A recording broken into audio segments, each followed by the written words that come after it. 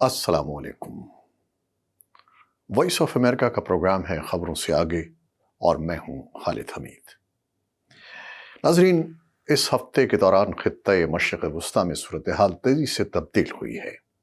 غزہ میں حماس کے خلاف جاری اسرائیل کی لڑائی کو شروع ہوئے 3 ماہ مکمل ہو چکے ہیں۔ حماس کے زیر انتظام غزہ کے محکمہ صحت کے مطابق لڑائی میں اب تک ہلاکتوں کی تعداد 24,000 سے زائد جبکہ زخمیوں کی 60,000 سے زائد ہو چکی ہے۔ اسرائیلی فوج نے اب تک درجنوں عسکریت پسندوں کو ہلاک کرنے، مختلف مقامات سے اسلحہ، راکٹ لانچر، تنصیبات اور زیر زمین سرنگوں کے دروازے دریافت کرنے اور ایسے شواہد ملنے کا دعویٰ کیا ہے جن سے پتہ چلتا ہے کہ حماس کی قید میں موجود اسرائیلی قیدی ان مقامات پر رکھے گئے تھے۔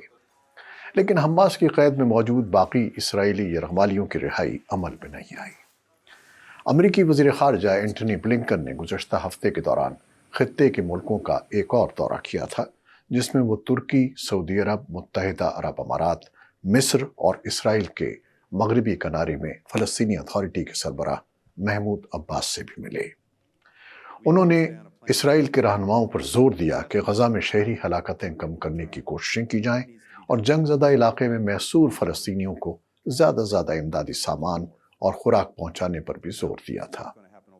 بلنکن کے خطے کے دورے سے واپس آنے اور غزہ میں جاری جنگ کے 100 دن مکمل ہونے کے موقع پر وائٹ ہاؤس نے کہا تھا کہ اسرائیل کے لیے یہ صحیح وقت ہے کہ وہ غزہ میں اپنی فوجی کارروائی کی شدت میں کمی کر دے۔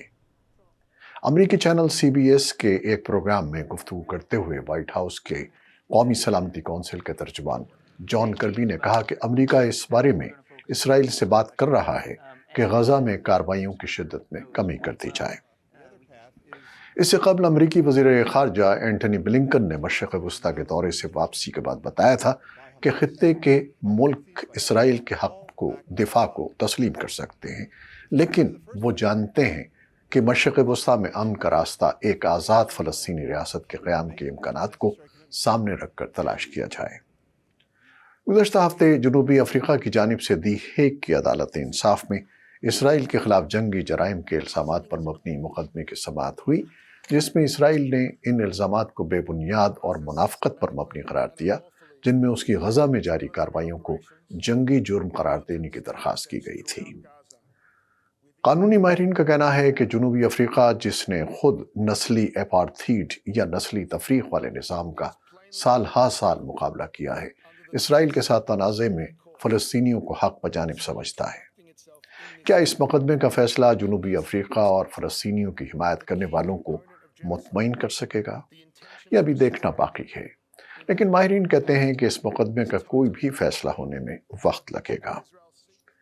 ابھی عالمی عدالت انصاف میں اسرائیل کے خلاف جنوبی افریقہ کے مقدمے کی بازگشت تھمی نہیں تھی کہ بحیرہ احمر میں حوثی باغیوں کی جانب سے امریکی بحری جہاز کو 18 ڈرونز اور 3 اینٹی بیلسٹک میزائل فائر کر کے نشانہ بنانے کا واقعہ پیش آیا، جس کے جواب میں امریکہ اور اس کے اتحادی ملکوں برطانیہ، آسٹریلیا، بحرین اور ہالینڈ کے جنگی طیاروں نے یمن میں 28 مقامات پر حوثی باغیوں کے ٹھکانوں کو ہدف بنا کر حملے کیے۔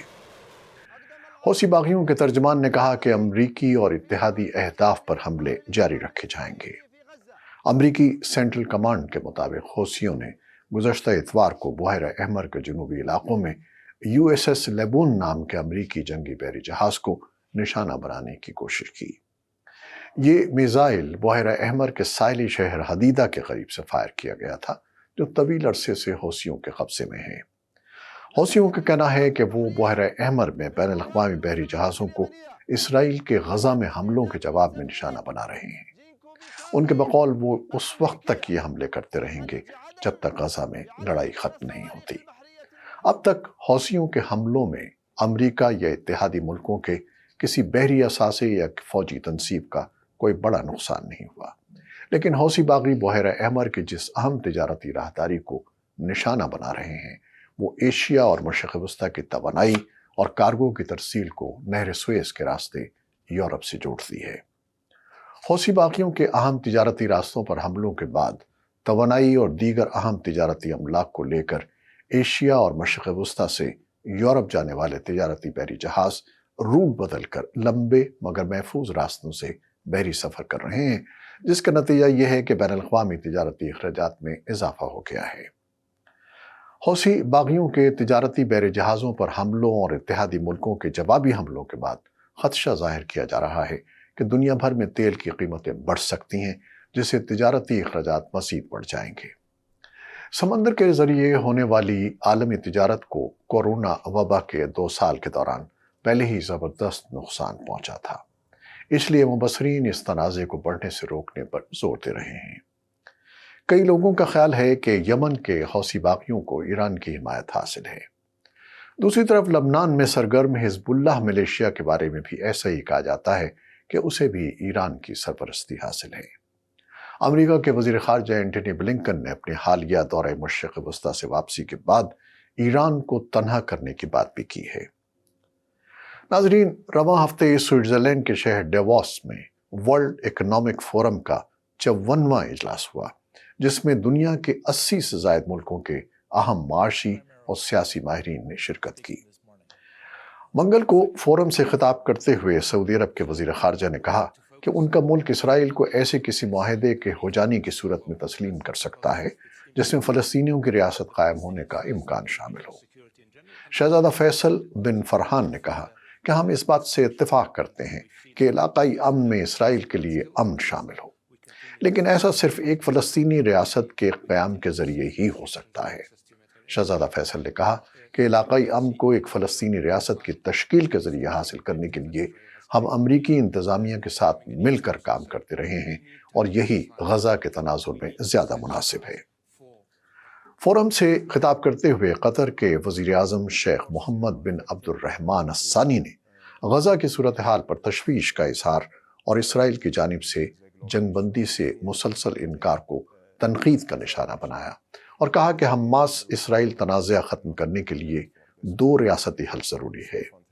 انہوں نے خبردار کیا کہ 7 اکتوبر کو حماس کے حملے اور اسرائیل کی جوابی کارروائی میں ہونے والے جانی اور مالی نقصان سے ثابت ہوتا ہے کہ اب پہلے جیسے حالات پر واپس جانے کا کوئی راستہ نہیں ہے۔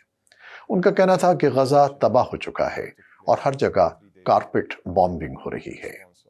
انہوں نے مغربی کنارے میں جاری کشیدگی پر تشویش کا اظہار کیا اور اس خدشے کا اظہار کیا کہ بحیرہ احمر میں اتحادی ملکوں کے حملے حوثی باغیوں کو روکنے میں کامیاب نہیں ہو سکیں گے، بلکہ اس سے کشیدگی بڑھ سکتی ہے۔